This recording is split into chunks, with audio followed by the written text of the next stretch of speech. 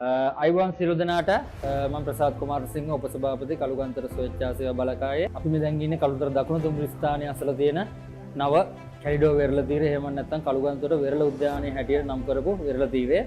ඉතින් අපි අද කොකාකෝලා ආයතනය, සාන්ති සස්ටේනබල් ආයතනය වැනි පරිසරයට ආදරය කරන සංවිධාන ආයතන කිහිපයකගේ අනුග්‍රහයෙන් සහ අපේ ස්වේච්ඡා සංවිධාන ඒ වගේම යෑන් ශ්‍රී ලංකා තරුණ ජාලය ඒ වගේම අපේ දියරහඬන කළුතර සංවිධානයේ සාදර අනුග්‍රහයෙන් අපේ කට්ටියගේ ස්වේච්ඡා දායකත්වයෙන් අපි ඔබට මේ පෙරණ කළුතර වෙරළ තීරය අපි පිරිසිදු කිරීමක් කරා තවදුරටත් කරමින් පවතිනවා. ඉතින් මේ වෙරළ තීරය ගැන කියනවා නම් 2017 වර්ෂයේ ඇතුළු මහ ගංගාතුර සමග ඇති වූ ව්‍යසනය නිසා වැලිපරය දකුණු දුම්රිය ස්ථානයේ අසලට ඇවිල්ලා එකතු වීම නිසා ඇති වූ නව වෙරළ තීරයක්. ඉතින් දැන්ට වසර දෙකක පමණ කාලයක් තිස්සේ කළුගන්තර ස්වේච්ඡා සේවා බලකාය විදිහට අපි අපේ තරුණ අපේ වැඩිහිටි සියලු දෙනාගේ ස්වේච්ඡා පරිසරයට ආදරය කරන සියලු දෙනාගේ සහයෝගයෙන් අපි මේ වෙරළ තීරය පිරිසිදු වෙරළ තීරයක් බවට පත් කරන්න සෑහෙන උත්සාහයක් දරනවා.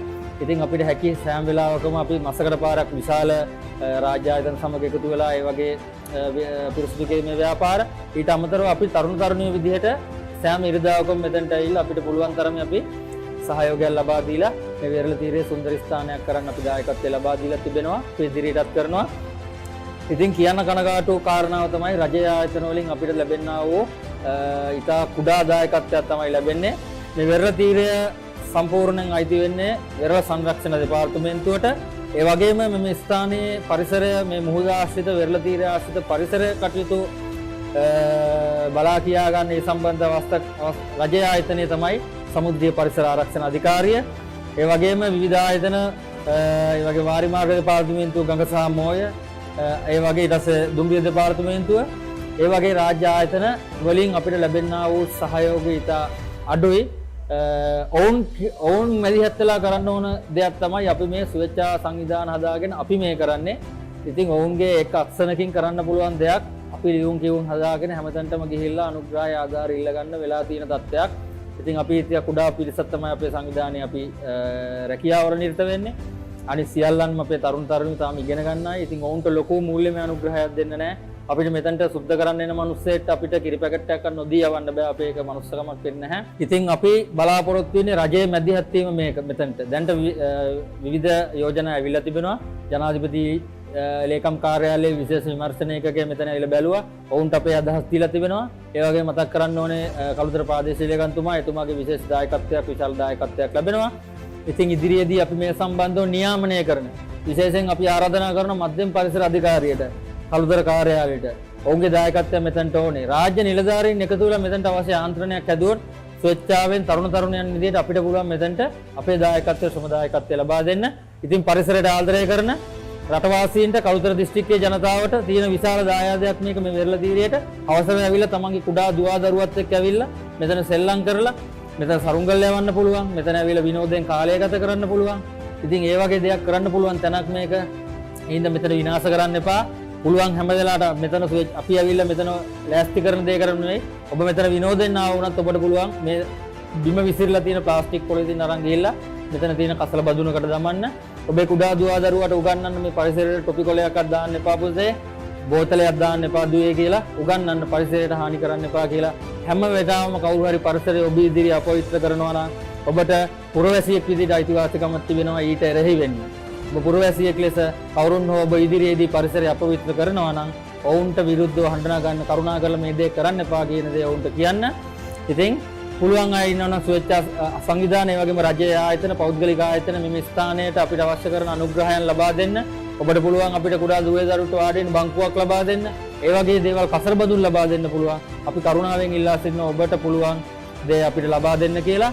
ඉතින් හැම විටම පරිසරය ආරක්ෂා කරමු. අපි හැදෙමු. අපි මේ පරිසරය හදමු. ඉතින් සියලු දෙනාටම තෙරුවන් සරණයි. ස්තුතියි මේ අවස්ථාවට සහයෝගය ලබා දුන්නට. නැවතත් ඔබ හමුවීම බලාපොරොත්තු වෙන විශාල පරිසර පිරිසිදු කිරීමේ වැඩසටහනක් සමග සමුගන්නවා ඔබට සුබ ප්‍රාර්ථනා කරමි.